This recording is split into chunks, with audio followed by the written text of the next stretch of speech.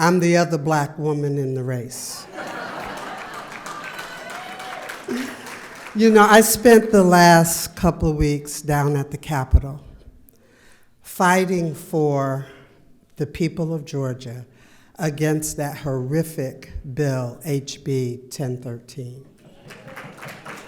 I want to commend Representative Byrd, who's with us today. She stood strong, one of a few, who stood strong at the Capitol on behalf of the people.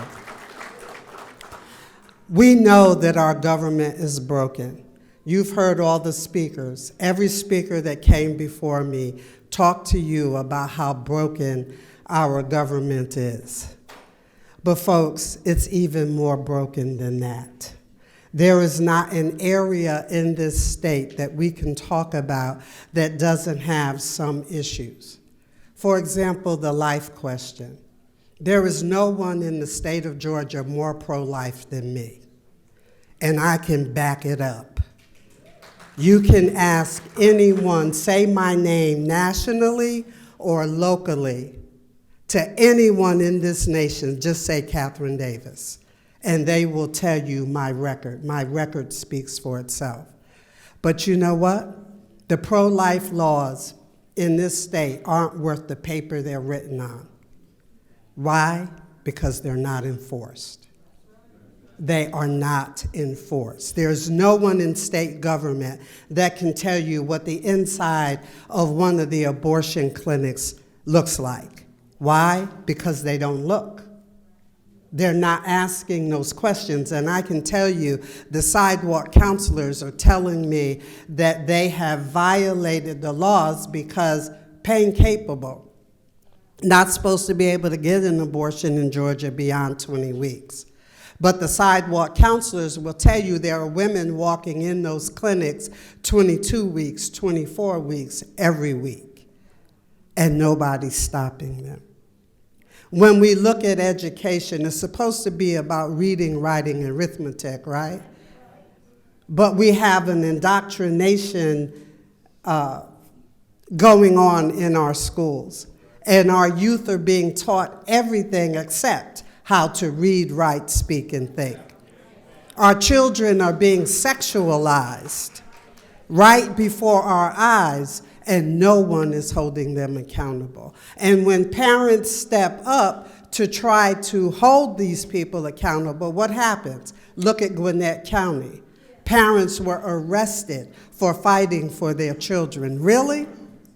Look at Forsyth County, where a parent read the books that's in some of the middle schools and took some excerpts from their books to read to the school board. And what happened? She got gavelled down and told, you can't read that here because there were children present. Well, then why is it in our schools?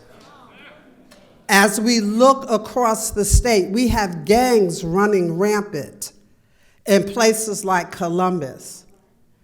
In Atlanta, we have policemen, 300 to 400 policemen are gone, not policing in the city of Atlanta. So today, we can't go to Lenox and Phipps Plaza because we don't know if we will be robbed, raped, or whatever, right? Let's look at our state and see all of the broken pieces that we are being told to accept. Well, I can't accept it. When Stacey Abrams qualified to run for governor, the AJC reported that in a 30-second window, she said Medicaid expansion 7 times. House Bill 1013 is Medicaid expansion in Georgia. Why are Republicans promoting the centerpiece of the Democrat agenda? Help me understand that, because I don't. We are in trouble, folks, and we cannot elect your typical politicians anymore. I am not a politician. I'm a mom, I'm a grandmom, and guess what? I'm a great-grandma. And I want to fight that my children, my children's children, and their children won't be put in bondage for the rest of their lives to systems that are locking them into failure. Since when does the color of your skin determine what heights you can reach? Since when do we allow people's behaviors to be equated to the color of my skin? I'm sorry, but transgender and homosexuality is not a new minority. It's a new behavior. And we need to stand for the rule of law in this country, and that is me. I'm a Second Amendment girl. Lula Bell goes with me everywhere I go. And I promise you, you don't want to meet Lula Bell. So I am asking you to think outside the box, because the soul of Georgia, the soul of our nation is at stake. This is not a typical election year where we can make promises that fall empty and flat in the face of what we are facing today. This is a new fight. And I promise you that I am the one to lead the fight. Now, I started the conversation saying that I'm the other black woman in the race. And I want you to know that I pray to God that Stacy or anybody else calls me an Uncle Tom. Because I read the book. And Uncle Tom gave his life to protect those women from an unjust slave master who wanted to beat them to death. So my slogan, life, liberty, and leadership, I promise you, is a promise. It is a commitment to the people of Georgia that I will give my life to fight for us to maintain our freedoms, to have the rule of law in this state, to allow parents to choose the schools that their children go to so that we are no longer fighting our school boards, to allow our veterans who have retired in our state to no longer have to pay taxes. But you know what? I think all of us should be able to go to a fair tax system that's not based on our earnings, right? So I am that woman that can stand and fight. I grew up in Connecticut. I've been in Georgia since 1995. I call Georgia home.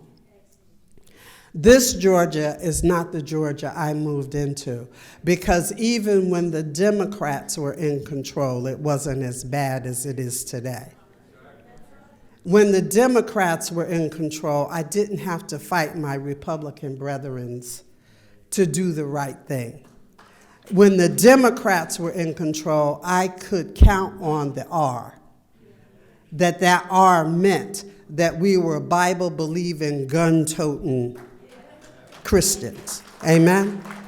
We need to come back to a standard of righteousness in Georgia and in our nation. We need to come back to a standard that promotes family, that promotes life, that will fight for life, that will fight for family. And I promise you that I am that candidate. So I'm going to ask you to think outside the box, think outside the normal political rhetoric that we listen to persuade us to vote one way or another. I'm going to ask you to pray and ask God who you should vote for. Because I promise you, if you pray and you ask God who you should vote for, I think he's going to tell you me. So thank you very much, and God bless each and every one of you.